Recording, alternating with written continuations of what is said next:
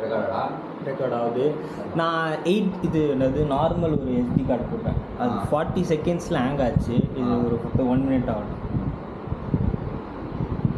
360 பண்ணி போட்டிருக்காரு. ஆமாம் 360 தான்.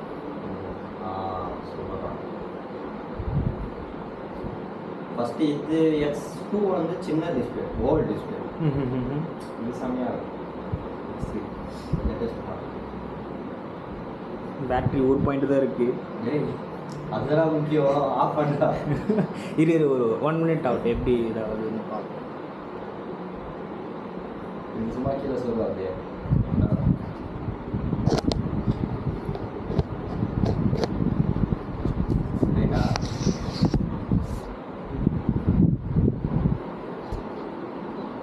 Full tight.